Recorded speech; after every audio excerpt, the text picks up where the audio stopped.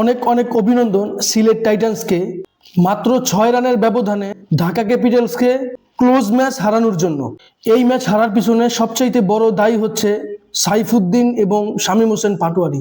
কেননা তারা দুইজন দুটি করে ক্যাচ মিস করেছে এবং যে ক্যাচগুলো যদি তারা ধরতে পারত তাহলে হয়তো সিলেট টাইটান্স 173 রান করতে পারত না। আজকের ম্যাচে ঢাকা ক্যাপিটালস টস জিতে ফিল্ডিংয়ের সিদ্ধান্ত নেয়। সিলেট টাইটান্সের ওপেনার সায়েম আইয়ুব এবং রনি তালুকদার মোটামুটি ভালোই শুরু করে, তবে রনি তালুকদার আউট হলে মেহেদী হাসান মিরাজও খুব বেশি বড় রান করতে পারেনি। পরবর্তীতে সায়েম আইয়ুব এবং পারভেজ হোসেন ইমনের পার্টনারশিপ হয়।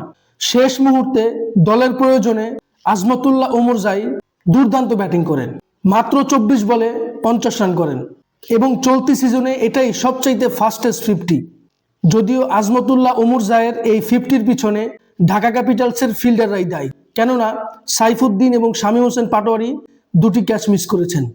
অন্যথায় সিলেট টাইটান্স নির্ধারিত 20 ওভারে 5 উইকেট হারিয়ে 173 রান করতে পারত না। যাই হোক, ঢাকা ক্যাপিটালসের বোলিং ভরসা তাসকিন আহমেদ 4 ওভারে 46 রান দিয়েছেন। যদিও একটি উইকেট তিনি পেয়েছেন, তবে তিনি এক্সপেন্সিভ ছিলেন। জবাবে ঢাকা ক্যাপিটালস ব্যাট করতে নেমে শুরু থেকেই তারা উইকেট হারাতে থাকে। তবে সাইফ হাসান বাংলাদেশ টি-20 দলের অন্যতম ভরসার নাম, তিনি 2টি লাইভ পেয়েছেন, বড় ইনিংস খেলতে পারেনি। তবে ঢাকা ক্যাপিটালসের মিডল অর্ডার মোহাম্মদ মিথুন, সাব্বির রহমান তারা কেউই দলের হাল ধরতে পারেনি এবং শামীম হোসেন পাটোয়ারি ধরে খেলেন, যার ফলে শেষ মুহূর্তে তাসকিন আহমেদকে সাথে নিয়ে জয়ের একটা সম্ভাবনা তৈরি হয়, যার ফুল কৃতিত্ব পাবেন শামীম হোসেন পাটোয়ারি। কেননা তিনি লাস্ট মোমেন্টে 43 বলে 81 রানের ঝড়ো ইনিংস খেলেন এবং ঢাকা ক্যাপিটালস যদিও 6 রানে এই ম্যাচ হেরে যায়, তবে মোহাম্মদ আমিরের কল্যাণে সিলেট টাইটান্স মাত্র 6 রানের ব্যবধানে এই ম্যাচ জিততে সক্ষম হয় এবং ঘরের মাঠে সিলেট টাইটান্স টানা দ্বিতীয় জয় লাভ করে। তবে আজকের ম্যাচে সবচাইতে কনসাল্টের জায়গা হলো সাইফুদ্দিন এবং শামীম হোসেন পাটোয়ারি। তারা বাংলাদেশ টি-20 দলের প্লেয়ার, তাদের কাছ থেকে এইরকম ভুল হওয়া এটা বাংলাদেশের জন্য অনেক বড় চিন্তার বিষয়।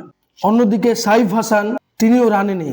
সব মিলিয়ে বাংলাদেশের লোকাল ক্রিকেটারদেরকেই ভালো পারফরমেন্স করতে হবে, তাহলে এই বিপিএল দিয়ে বাংলাদেশ ক্রিকেটের উন্নতি হবে, বাংলাদেশ ন্যাশনাল টিমের ফায়দা হবে। এ নিয়ে আপনার কোনো মতামত থাকলে অবশ্যই আমার সাথে শেয়ার করবেন। ভিডিওটি ভালো লাগলে লাইক, কমেন্ট, শেয়ার, সাবস্ক্রাইব করবেন। ধন্যবাদ।